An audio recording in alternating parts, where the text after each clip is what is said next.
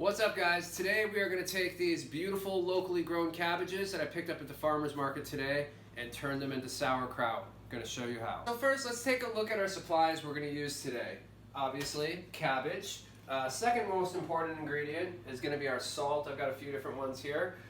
You're going to need something to ferment in. I'm using ½ gallon or 2 quart mason jars with the Kraut Source lids, and then something to cut it. Cut your cabbage and then slice it too. I'm using a mandolin. So here we go. Okay, first thing you're going to want to do is core your cabbage. I like to use a nice sharp chef's knife for this. This is pretty easy to do. Basically just getting rid of that hard core or stem that's in the middle of the cabbage there. Usually about 4 cuts, and that'll come out pretty nice. Secondly, I like to remove any of the outer pieces of cabbage here. Now, you can save these, and I'll show you why later, but just kind of get the ones that are dirty and not looking the best out of there. And actually, I'm going to clean up this little stem here a little bit as well and make sure that gets out. Okay, next what we're going to do is actually cut this into quarters. That's going to make it easiest for us to slice, and I'll show you why here. So just once down the middle there.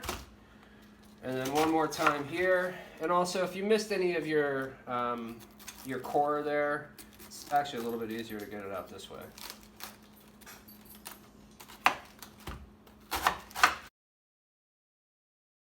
Okay, so now that you've got your cabbage quartered here, you want to go and get these nice long pieces. Now, if you're using a knife, you can basically just go like this.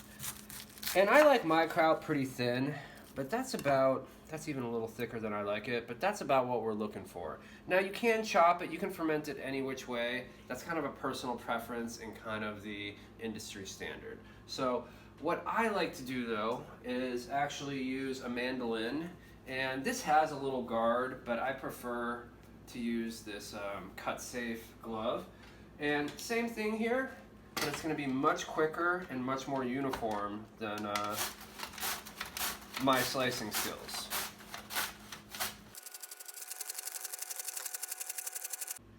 So what we're left with here is this beautifully sliced, very thin cabbage here that's going to make amazing sauerkraut. You can also use this for like coleslaw or salads or anything. If you're big into vegetables or cooking in general, I really recommend this, but just get one of these too. Because first day I got this, I definitely almost took my fingertip off. Alright guys, so we got our cabbage all nice and sliced here. The real superstar in lacto fermentation is going to be salt.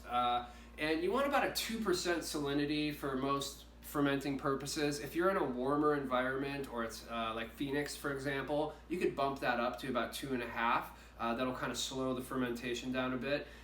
And you can also drop it too, but if you drop it too low, you're kind of encouraging other bacteria that could be harmful into your kraut. So I've got about 1,250 grams of cabbage here, which is roughly, I think,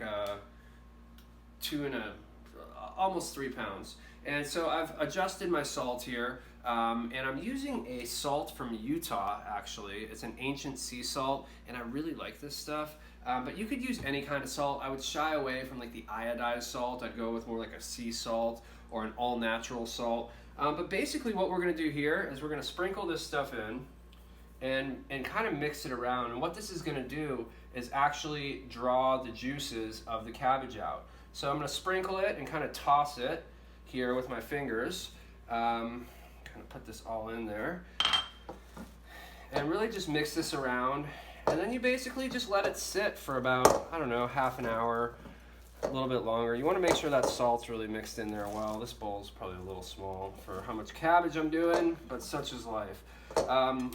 So yeah, so we're just going to mix this up, and through the magic of television on Instagram, it's only going to take a second. Alright guys, so now take a look here, and the sauerkraut has literally juiced out. That salt has really pulled out that moisture there. And what we're going to do now is we're going to start canning this. I've got, again, about a ½ gallon.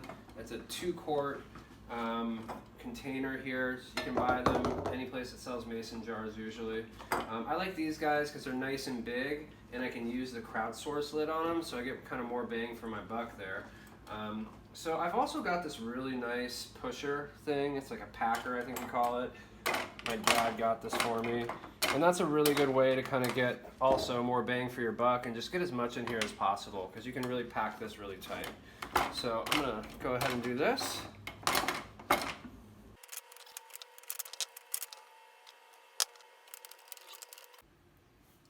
All right, guys, you can see here that all of this liquid in here is basically just cabbage juice. A lot of people think there's like vinegar or something in sauerkraut, but that is not the case. It basically just drags the moisture out of the cabbage. And if you do not have enough moisture to cover, you can do a 2% salinity brine, which would be like a filtered water and salt. I can't remember the equation off the top of my head. But I also told you to save this. Here's one thing that I like to do. Just to kind of keep a nice little barrier here, is we're going to put this inside and basically create this as a little kind of lid here, and basically separate the fermenting cabbage from the top here. Now, this doesn't have to be perfect. I'm just trying to kind of, it's almost like a cabbage lid. Then what we're going to do is we're going to put on the Kraut Source lid. These guys are great. And basically, it's got a spring in there to push down the cabbage and keep it submerged under the water, and you can kind of add to that. Then you put this little cap on, add a little bit of water in here, and voila.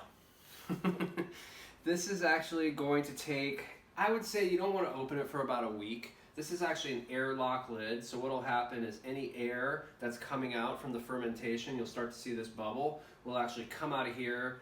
You want to keep this full, but depending on how kind of sour or broken down you want your sauerkraut, I usually only do mine for like a week. Also, temperature can make a variance. But you guys, really, do yourself a favor. Take this $2 cabbage and you can make it into like a $30 worth of sauerkraut here. So have a great day, guys. Thanks for tuning in.